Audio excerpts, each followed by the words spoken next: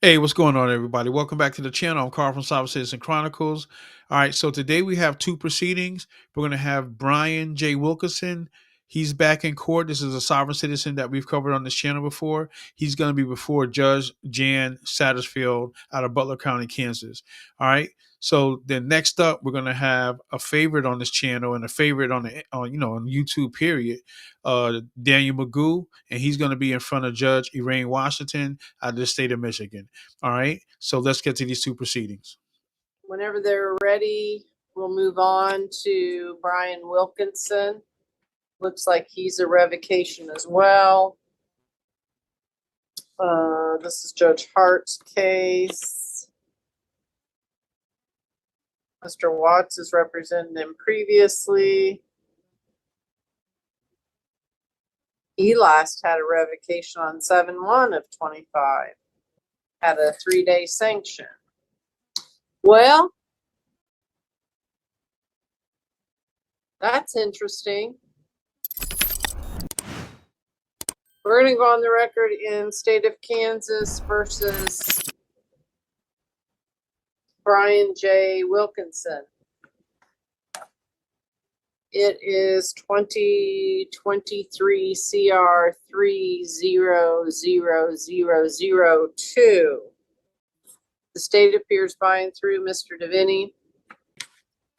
Mr. Wilkinson is present by Zoom in custody. So, Christy Ashenfelter with Community Corrections has requested that Judge Hart go ahead and revoke your probation because the city of El Dorado ordered you to serve 1 year in the county jail,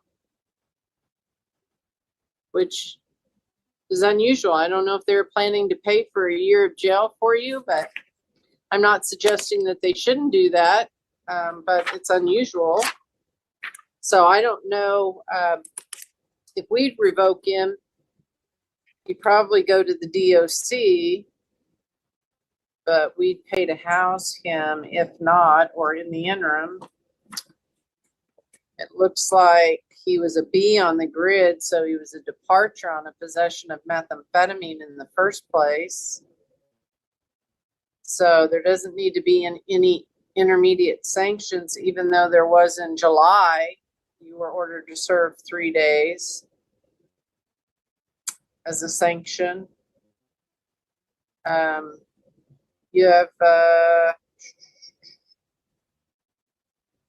controlling term of 34 months on a level 5 drug charge. That's quite a bit of time. All right, so I'm going to reappoint Mr. Watts.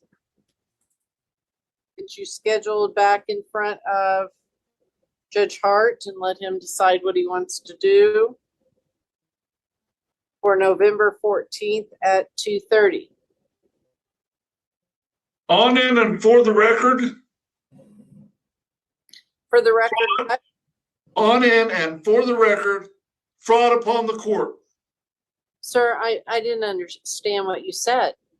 Fraud upon the court. Okay. My name is not spelled in all capital letters. That is a corporation, a bonded and traded security, or the estate of a dead man. And I am not dead. I'm not gold or silver coin. And I've never placed myself on the stock market to be traded. So I am not the defendant in this matter. The defendant is either a bank account or the estate of myself. And I do not believe that I've authorized anybody to administrate my estate. Okay, I'll make note of all of that. I'll ask the jail to make note if they have South Central Mental Health come in to. I don't talk to mental health because they don't. Okay, go ahead and mute him, please, for me now. Thank you, sir. You might let South Central Mental Health know they might want to screen him for competency. I don't know if it's a competency issue or just his views that he's espousing, but either way. And I need to see if Judge Hart set a bond when he signed this. I didn't see one on the front page. I think it's a $1,500 cash or surety. Okay, thank you. Yeah, I don't see that in the file. Yeah, I mean, I saw on there that he was remanded to custody by El Dorado for 361 days. So that's on El Dorado Municipal Court taxpayers. And up to Judge Hart, what he decides to do. All right. So 1,500 cash or surety, Judge Hart, November 14th at 2:30. Jim Watts appointed. Thank you. All right, y'all. So that's the end of the proceeding. Mr. Wilkinson, you got his mic muted, escorted out of the room, and that's the end of that. I got the date written down, so when he comes back to court, I'll definitely be bringing you that. So now we're going to be moving on to the courtroom of Judge Erane Washington, where she has Daniel McGough. All right, so let's get to it. Allison Muller here on behalf of Daniel McGough. Mr. McGough, can you please state your name? Good afternoon, Daniel McGough. Good afternoon, Mr. McGough. All right. We're here for an adjourned pretrial in this case. Yes, Your Honor. After talking with Mr. McGough, I do have a request of the court, and we had conversations with Mr. McGough about this, but basically what's happening, I understand there was an attorney breakdown with his felony attorney from my office and him on his felony matter. So he's just recently been reassigned to Mr. Drukas. Mr. McGough today is requesting that my office withdraw from this case, also given the same reasons, and what he thinks might be our inability to work together, and also his preference that Mr. Drukas handle all of his matters. I let him know it doesn't necessarily work like that, and unless he's, stating there's an attorney-client breakdown, then the court might not grant that. But I did want the court to know that that is his request.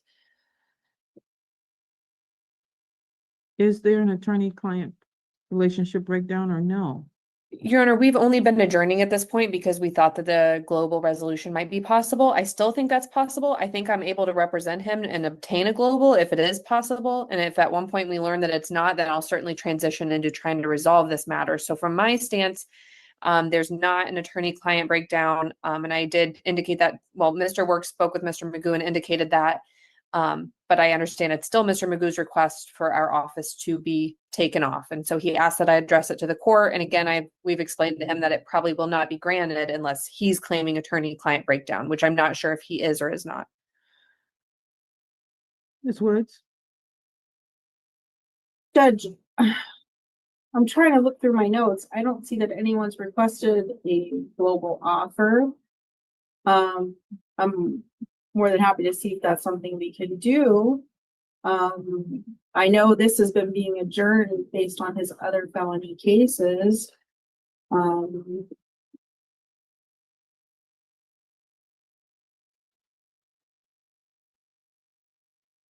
We did place a plea offer on the record. That was back in July.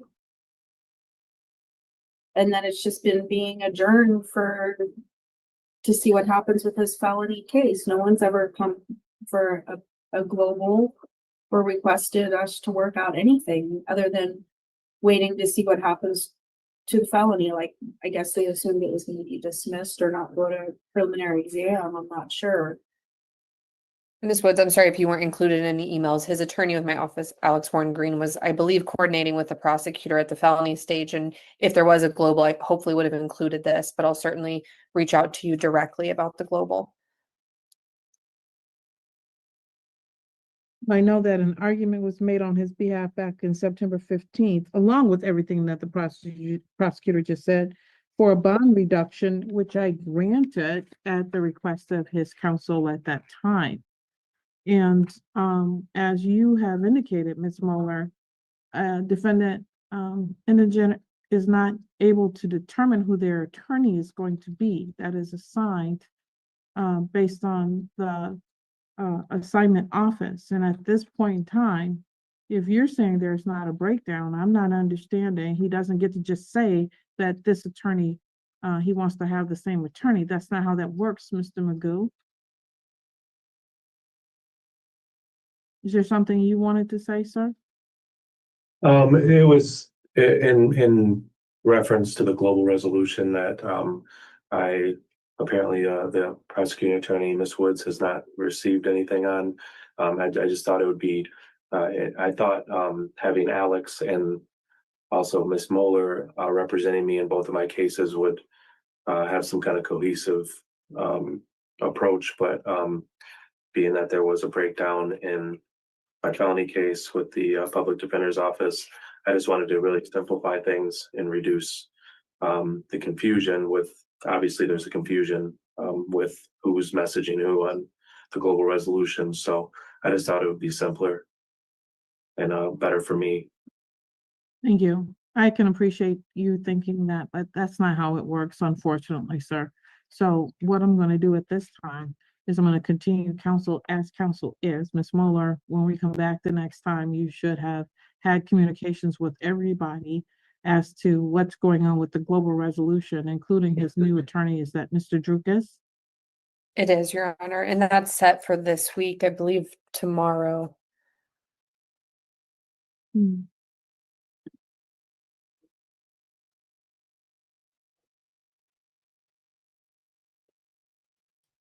I'll put Agreed. this over to October 16th. That's Thursday, right?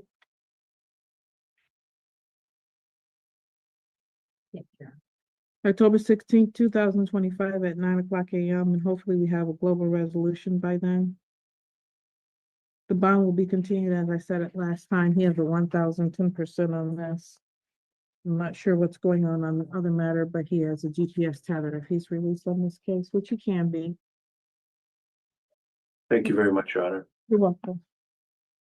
And then on this one, I need more than 20 stickers when you get a chance. All right. We will wait for the next inmate to be brought, and in the meantime, I'll put you back in the room with Miss Allen and Miss Williams to see if we can see where we are on the other matter. Thank you, Judge. All right, y'all. So we've come to the end of that hearing.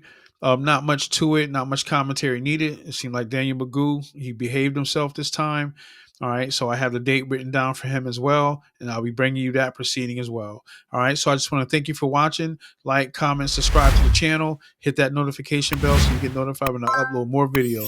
This is Carl from Sovereign Citizen Chronicle. Oh, and hit that thumbs up. That lets the algorithm know that you like my content. This is Carl from Sovereign Citizen Chronicles. I catch you on the next proceeding. God bless. Peace.